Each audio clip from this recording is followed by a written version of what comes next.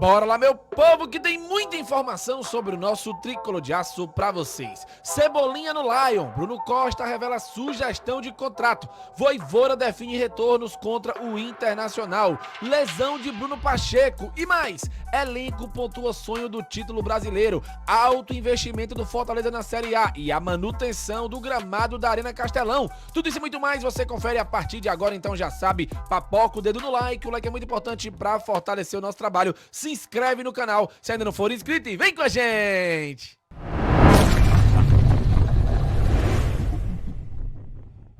Começando mais um vídeo aqui no Expresso Tricolor, eu sou o PM e seja muito bem-vindo. E bora lá pro giro de notícias de hoje, quarta-feira, dia 11 de setembro de 2024. É dia de jogo do Lion, a bola rola às 19 horas e 30 minutos lá no estádio Beira Rio, em Porto Alegre. Jogo válido pela 19ª rodada da Série A do Campeonato Brasileiro. Aquela rodadinha atrasada que ficou faltando pro Fortaleza completar o primeiro turno. E se o Leão pontuar, ele vai ter o melhor primeiro turno da sua história, já que com 18 rodadas ele igualou a mesma pontuação de 2021. Se ganhar, ultrapassa o Botafogo e reassume a liderança da competição. E vamos às prováveis escalações das duas equipes. O Internacional terá o retorno do Gabriel Carvalho e no gol vai Antony. O sistema defensivo deve ter Natan,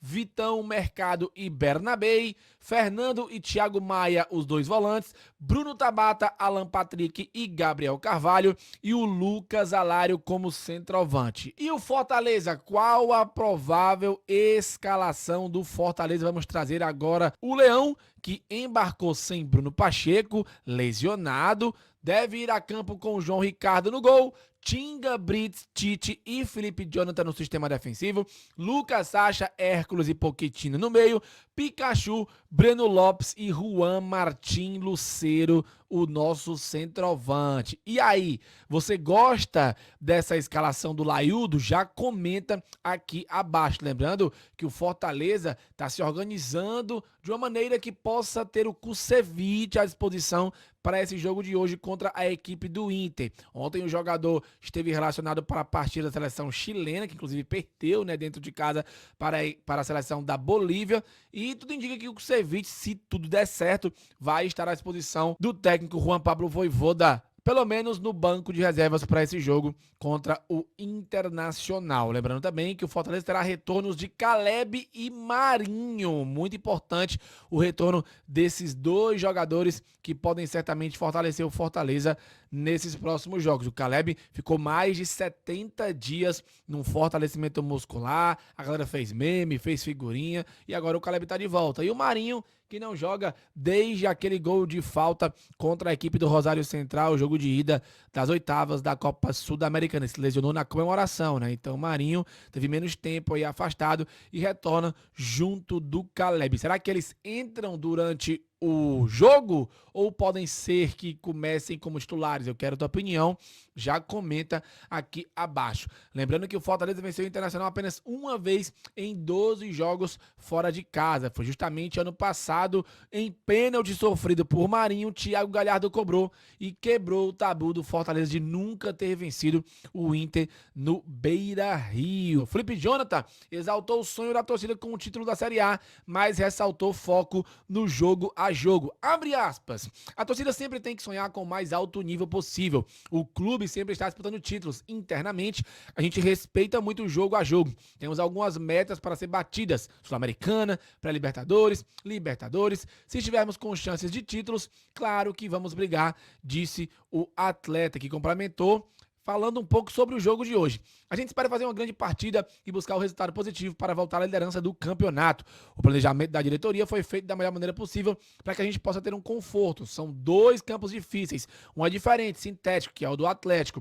Mas, primeiramente, tem que pensar no Inter, que é um jogo de suma importância para a gente retornar a liderança. Finalizou o Felipe Jonathan, que será titular no jogo de hoje. Lembrando também que o Fortaleza é o time que mais atuou no ano e vai iniciar uma maratona de 7 jogos em 24 dias e percorrer mais de 15 mil quilômetros, meus amigos. Pois é. Turma, o Bruno Costa relembrou surpresa com Cebolinha no Fortaleza e disparou uma aspa. Presidente, faz um contrato com ele. O dirigente revelou que percebeu o potencial do jovem Cebolinha ao assistir um jogo no CT Mar Bezerra, ao lado de Marcelo Paes, hoje CEO da SAF do Fortaleza. Com início de carreira marcado pela proximidade à base, o executivo de futebol do Fortaleza, Bruno Costa, revelou aos Pós do Povo uma conversa com o Osmar Baquite, presidente do clube entre 2011 e 2014, na qual pediu, em 2012, para que o mandatário da época firmasse um contrato profissional com Everton Cebolinha, hoje atacante do Flamengo e campeão da Copa América com a seleção brasileira, para garantir uma porcentagem em venda futura. Segundo relatado pelo diretor, que atuava nas categorias de base da seleção, ele identificou o potencial de Cebolinha a partir do Serrimar Bezerra, que assistiu ao lado de Marcelo Paes, já amigo na época, que viria a se tornar presidente do clube e depois CEO da SAF do Fortaleza. Naquele momento, o Leandro Pici disputava a Série C do Brasileiro e Bruno fazia parte de uma força-tarefa para blindar jogadores jovens. Abre aspas.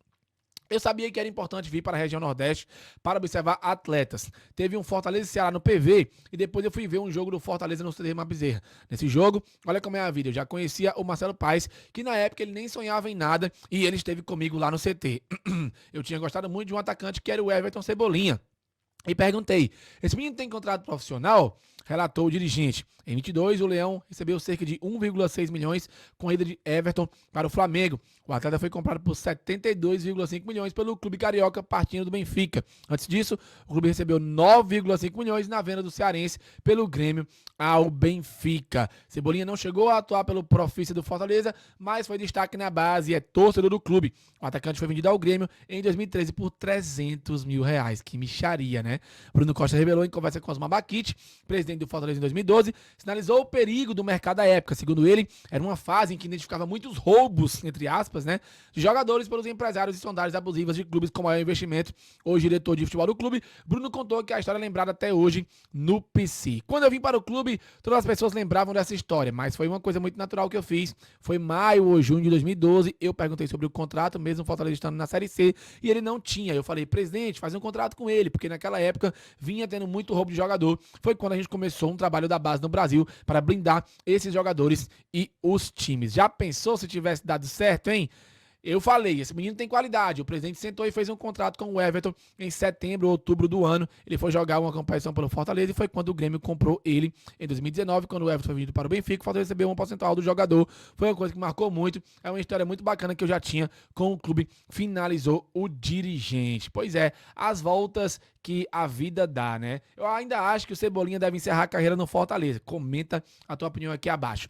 Turma, o gramado da Arena do Castelão passou por nova manutenção nessa data FIFA. 50 partidas em 2024. Graças a Deus que estão fazendo manutenção aí, né? As atividades de manutenção no gramado seguem com cortes helicoidais, rastelo em zonas necessárias, correção de superfície de jogos, aspirações, tratamentos localizados nas zonas necessárias, plugs em zonas de baixa densidade, replantio localizado, luzes artificiais, calagem, adubação granular, adubações foliares e controles fitossanitários, explicou a nota da CESPORT. Bom, tomara que resolvam tudo isso aí pro gramado ficar pelo menos minimamente bom pro jogo do Fortaleza contra a equipe do Corinthians na terça-feira da semana que vem. O Fortaleza mais do que triplicou o investimento do futebol entre 2019 e 2023. E isso está lá na coluna do Fernando Graziani no Esportes do Povo. Em relação aos gastos específicos com o futebol, que também pode ser chamado de investimento, o clube mais do que triplicou os valores de 2019, janela que leva em consideração justamente o ano em que voltou para a primeira divisão. Ali foram 70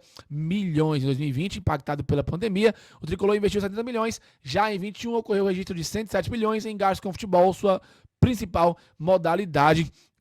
Segundo o crescimento anual de receitas compatível com o sucesso esportivo, em 22 o Fortaleza liberou 173 milhões especificamente para o futebol, valor que subiu para 221 milhões na temporada passada, ou seja, recorde acima de recorde. Para 24 ainda não é possível saber os valores exatos, mas a tendência é esperar a temporada de 2023. Então, isso é muito importante, tá, galera? Eu quero a tua opinião. Já comenta aqui abaixo que o teu feedback é muito importante pra gente. Bom, moçada, é isso. Um videozinho rápido. Curtiu, deixa o like, se inscreve no canal. 5h30 da tarde. estaremos ao vivo para a nossa jornada esportiva. O pós-jogo logo na sequência. Valeu, falou e tamo junto!